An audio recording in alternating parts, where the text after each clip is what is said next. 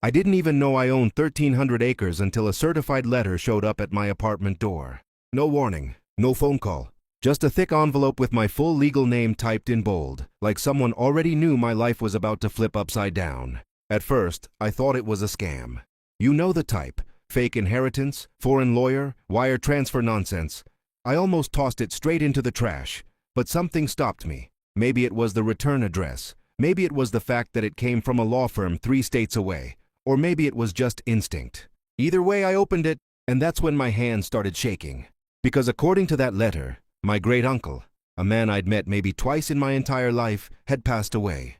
And he left everything to me. Not some money, not a house, everything. The land, the mineral rights, the lease agreements, the ongoing disputes. And sitting right in the middle of that inheritance, a gated HOA community that had been living rent-free, or damn near close, on his land for decades.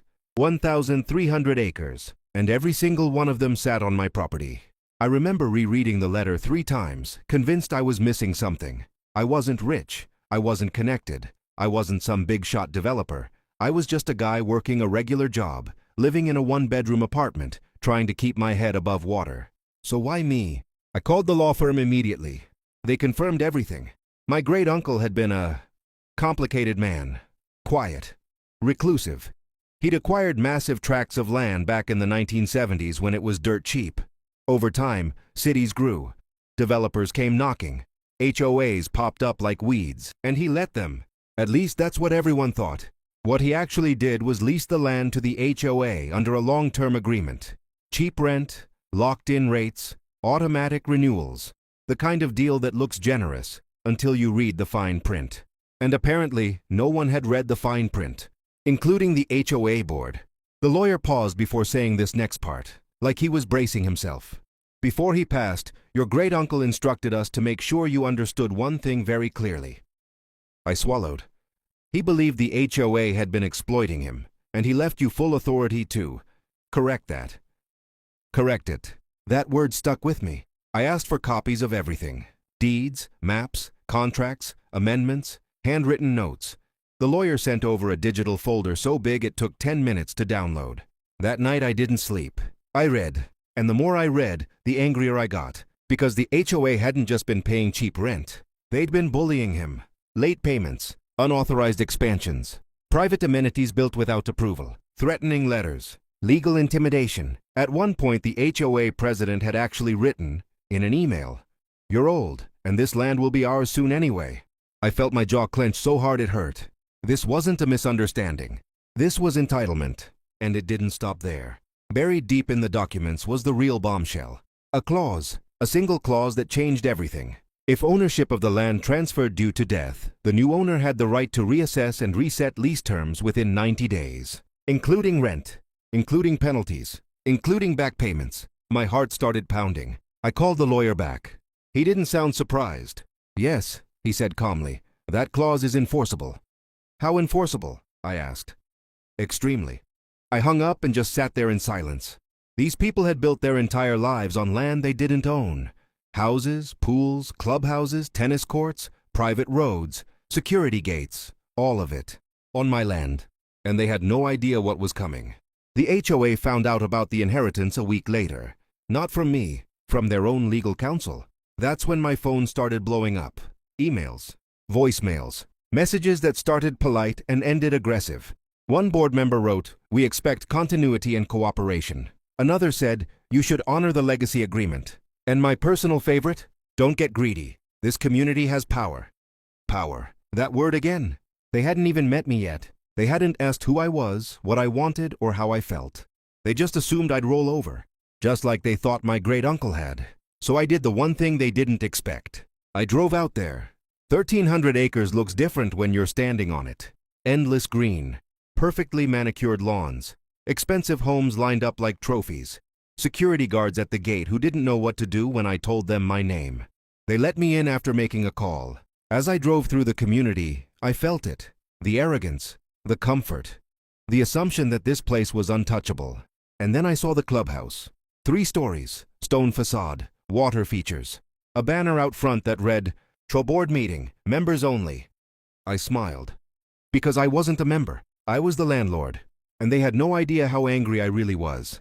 I walked into that HOA board meeting with a manila folder under my arm and the calmest face I could manage. Inside, it was exactly what you'd expect. Long polished table, leather chairs, framed aerial photos of the community on the walls, my land, displayed like trophies. 7 board members sat there, all middle-aged, all wealthy, all wearing that same smug expression people get when they think they're untouchable.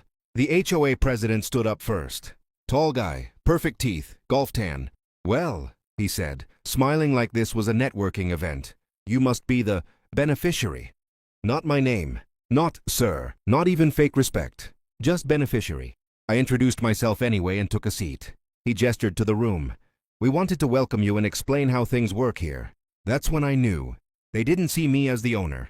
They saw me as a temporary inconvenience. The president launched into a rehearsed speech about legacy agreements and community stability. He talked about how my great-uncle had been difficult and how they'd kept things running despite him. I didn't interrupt. I just listened. Then one of the board members, a woman with a diamond necklace that could have paid my rent for a year, leaned forward. "Let's be practical," she said. "You don't want to disrupt hundreds of families. That wouldn't look good." There it was, the threat, wrapped in fake concern. I slid the folder onto the table. "I've read every contract," I said, "every amendment, every email." Their smiles twitched. "I know about the unauthorized expansions, the commercial gym you built without approval, the private lake dock, the access roads." The president laughed, actually laughed. "Come on," he said. "Those agreements are ancient. No court would enforce that nonsense." That's when I stood up and dropped the clause on the table. The reassessment clause. Silence. The HOA's lawyer, who'd been sitting quietly in the corner, leaned forward and read it. His face went pale. The president noticed. "What?" he snapped. The lawyer cleared his throat. "This clause is valid." The room exploded, voices overlapping, accusations flying. Someone slammed the table. The president pointed at me. "You can't do this. We'll sue you into the ground." I leaned forward. "Do it," I said. "Discovery will be fun." That shut them up. I walked out knowing one thing for sure. They weren't scared yet, but they were about to be. 2 weeks later, every homeowner in that community received a certified letter. Not from the HOA, from me. Inside was a formal notice of lease reassessment, new rent rates, back payments, penalties for unauthorized construction, and an effective date. 90 days. I didn't triple the rent immediately. I recalculated it based on current market value. It just happened to be more than triple.